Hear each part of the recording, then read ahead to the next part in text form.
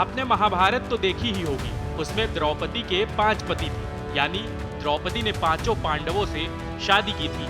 इसी परंपरा को हिमाचल प्रदेश के सिरमौर में खूब अपनाया जाता है, यानी परिवार के सगे भाइयों की एक ही पत्नी होती है। बेशक समय के साथ साथ लोगों ने आधुनिकता को अपना लिया है, मगर कुछ गाँव में यह परंपरा अभी भी कायम है। सिरमौर के शिलाई गाँव में 2 भाइयों ने अब एक ही दुल्हन से शादी की, जिसका वीडियो सोशल मीडिया पर खूब वायरल हो रहा है। इस परंपरा को बहुपतित्व कहते हैं। इस परंपरा के चलते शिलाई गांव में हट्टी जनजाति के 2 भाइयों ने एक ही दुल्हन से शादी रचा ली। इस तरह तीनों विवाह के बंधन में बंध गए।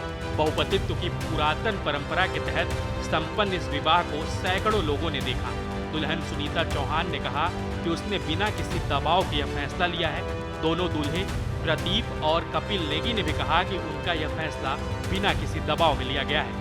सिरमौर जिले के ट्रांसगिरी क्षेत्र में 12 जुलाई से शुरू हुए और 3 दिनों तक चले इस समारोह में स्थानीय लोकगीतों और नृत्यों का लोगों ने खूब लुत्फ उठाया।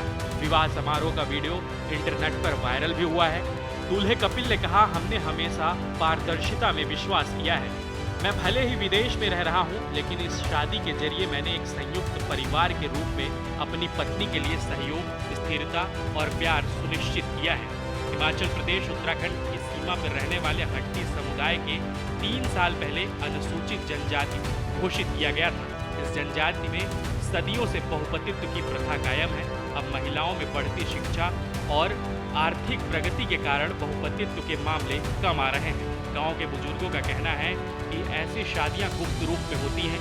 समाज इन शादियों को मानता है, लेकिन ऐसे मामले अब कम ही आ रहे हैं। विशेषज्ञों का कहना है कि इस परंपरा के पीछे मुख्य विचार था कि पैतृक संपत्ति का बंटवारा न हो।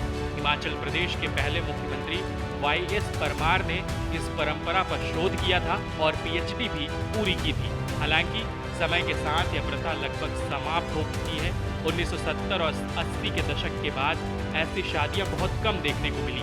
इस ताजा मामले ने एक बार फिर इस परंपरा को चर्चा में ला दिया है। कहा जाता है कि इस परंपरा का संबंध पांडवों से भी है, जिनमें द्रौपदी के 5 पांडवों से विवाह की कथा प्रसिद्ध है। हालांकि सोशल मीडिया पर इस शादी को लेकर लोग सवाल उठा रहे हैं। कई लोग कह रहे हैं कि अगर समय के साथ समाज में बदलाव आ चुका है, और सबसे बड़ा सवाल यह है कि आखिर युवती इस अनोखी शादी के लिए कैसे राजी हुई। लोग तरह तरह के कमेंट भी कर रहे हैं। आप इस पूरी खबर पर क्या सोचते हैं, हमें कमेंट बॉक्स में जरूर बताएं।